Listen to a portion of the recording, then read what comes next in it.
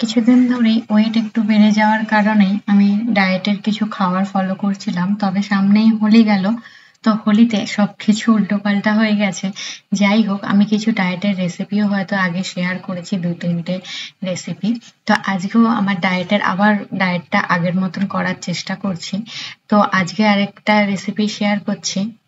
তবে ওয়েট বাড়ানোর জন্য বা ওয়েট কমানোর জন্য অনেক রেসিপি আমি অনেক বছর আগে থেকেই এগুলো করে থাকি, যেগুলো আমার শরীরে খুব কাজ হয়, হয়তো আপনাদেরও হেল্পফুল হতে পারে। তো আগের দিন রাতে মৌরি, ধনে আর জিরা 1 চামচ মতন নিয়ে, মানে প্রত্যেক কটা অল্প অল্প নিয়ে একটা বড় চামচের 1 চামচ হয়েছিল, সেটাই 1 গ্লাস জলে ভিজিয়ে রেখে দিয়েছিলাম। পরের দিন সকালে সকালে খালি পেটে তো একটু উষ্ণ গরম জল 1 গ্লাস বা 2 গ্লাস আপনি খেতে পারেন। তারপরে আধা ঘন্টা পর আমি এটা একটু বয়েল করে নিয়ে জাস্ট অর্ধেক করে নিয়েছি জলটা। তারপর জলটা ছেঁকে সেই উষ্ণ গরম থাকতে থাকতে সেই জলটা খেলে অনেক কিন্তু ডাইজেশনে হেল্প হয়। আর পেটে যে চর্বি থাকে সেইগুলোও কিন্তু গলাতে অনেক সাহায্য করে। এবার আমি ব্রেকফাস্ট তো স্কিপ করেছি, কারণ আমার ডায়েটটা কদিনের জন্য জাস্ট একটু অন্যরকম। আপনারা চাইলে ব্রেকফাস্ট করে নিতে পারেন। ব্রেকফাস্ট করাটা জরুরি, যদি না কোনো নিজের কোনো গোল থাকে, মানে কোনো যে আমাকে এই শরীর মানে এইটা করতে হবে, সেটা ছাড়া আপনারা ব্রেকফাস্টটা কিন্তু অনায়াসেই করতে পারেন। যেমন আমি আজকে ব্রেকফাস্টে বানিয়েছিলাম পনির স্যান্ডউইচ। আপনারা এরকম একটা হেলদি ব্রেকফাস্ট নিতে পারেন, অনেক অপশন আছে। তারপর এই 11টা নাগাদ এই ড্রিঙ্কসটা নিতে পারেন, স্মুদি বলে এটাকে।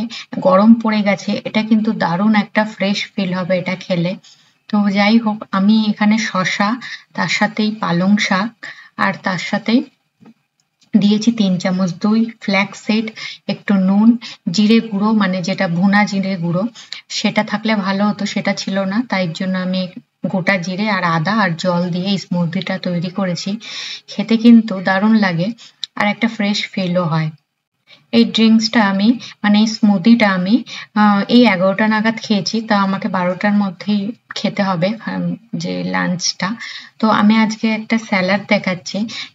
এই স্যালাডটা কিন্তু খেতে খুবই টেস্টি আর হেলদিও। তার সাথে এখানে গ্রেট করে নিয়েছি গাজর আর পেঁয়াজ, শসা, টমেটো একটু যতটা সম্ভব ছোট ছোট করে কাটবেন, এতে খেতে ভালো লাগে। তার সাথে একটু লেটুস পাতা নিয়ে নিয়েছি। আপনারা যদি এই স্যালাডের সাথে আরো কিছু আইটেম খান, তাহলে টোটাল ওয়েট করে 100 গ্রাম নেবেন। সবকিছু পুরো বানাবেন, বানানোর পর 100 গ্রাম, এর বেশি কিন্তু নেবেন না, তাহলে আর সেটা কোনো হেলদি না। সেটা আপনি হয়তো মুখের টেস্টে খাচ্ছেন, কিন্তু রোগা হওয়ার জন্য যদি খান তাহলে ওয়েট করে নেবেন 100। আমি যেহেতু অন্য কিছু নিচ্ছি না, আর তাছাড়া আমার প্রায় 14 থেকে 15 ঘন্টা ফাস্টিং এর পর এই স্মুদিটা নিয়েছি, তারপর এই স্যালাডটা নেব। তো সেই কারণে আমি 100 গ্রাম এখানে কাবলি চানা সেদ্ধ করা নিয়েছি, আর তার সাথেই 100 গ্রাম নিয়েছি পনির। 100 গ্রাম পনিরে মোটামুটি 8 থেকে 9 গ্রাম প্রোটিন থাকে, আর এই 100 গ্রাম কাবলি চানাতেও 18 থেকে 19 গ্রাম মতন প্রোটিন পাওয়া যায়। এই স্যালাডটার মধ্যে একটা ড্রেসিং তৈরি করব যাতে স্বাদটা আরো বাড়িয়ে দেবে, তার জন্য অলিভ অয়েল নিতে পারেন। আমার কাছে অলিভ অয়েল আজকে ছিল না, তো আমি বাটার একটু মেল্ট করে নিয়েছি। বাটারের মধ্যে নিয়ে নিয়েছি নুন আর গোলমরিচ গুঁড়ো। এই বাটারটা নর্মাল বাটার শেষ হয়ে গেছিল, তো একটা বাটার পাওয়া যায় যেটা গার্লিক আর হার্বস মিক্স থাকে, টেস্টটা দারুণ লাগে, তো সেই বাটার নিয়েছি। তার সাথে কিন্তু আমি একটু লেবুর রস দিয়ে দিয়েছি। এই ড্রেসিংটা এই স্যালাডের মধ্যে দিয়ে খেলে দারুণ লাগে। তবে দোকানে যে এই স্যালাডটা যে বানানো হয়, এর মধ্যে আরো দুটো জিনিস অ্যাড করা হয় ড্রেসিং এ। একটা হচ্ছে হানি, মানে মধু, আর তার সাথেই অ্যাড করা হয় ভিনিগার। আপনারা চাইলে অ্যাড করতে পারেন। এই রেসিপিটা ট্রাই করে দেখতে পারেন যদি চটজলদি ওয়েট কম করতে হয়।